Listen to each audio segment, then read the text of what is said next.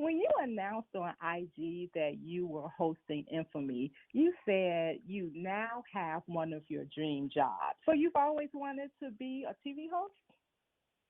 Yes, and I'm also a fan of true crime series. So that's what made it a dream come true for me. You know, I grew up watching America's Most Wanted and I love First 48, Snapped, shows that have similarities. But Infamy is very special in itself because we take you not only through the story and what took place, but we give you the opportunity to hear from the people that are closest to the victims. Absolutely. And when you talk about the spotlight, you've been in the spotlight for clearly most of your life doing interviews. That's what you're doing now, media tours for upcoming projects. And you've seen both the good, the bad, the truths, the untruths. Can you relate, or how can you relate to the recent Naomi Osaka not doing interviews because of her mental health? My heart goes out to Naomi. I mean, we fully support her. And when I say we, I mean other artists, because you know what it can be like. For instance, my album Trenches, even though it's coming now, it's been postponed many times because I had to take time. And I believe in taking time because before we can be what we need to the people, we have to be who we need for ourselves. And so I think it should be respected. And I think that there should be some things done to better suit athletes, entertainers, all of us as a whole, even teachers. It is important that your mental health is in a very positive state so that you can function and thrive properly. So I respect her decision and I hope that some things will be changed because of it. She will help many people after her. And your new show, Mo Talk, which is a new partnership with Apple Music, you'll be the Yes. one asking questions. So as we Yes. discussed with your experience being interviewed, you're now on the reverse side of that, being the one Mhm. asking the questions. How are you Yes. using your past experiences to prepare for the role?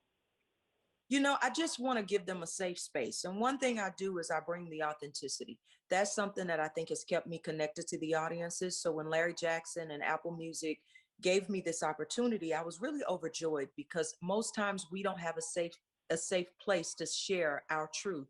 Now, real journalism isn't key anymore. If someone says they know you or something happened, we have to fight and prove that it's not true. It's no longer innocent until proven guilty. It's the other way around. So Mo Talk will be a safe space for athletes, comedians, politicians, musicians, many people from many different walks of life.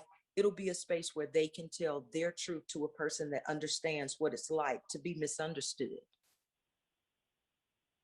And as you say, telling that story, telling the entire story and getting the truth out Yes. there.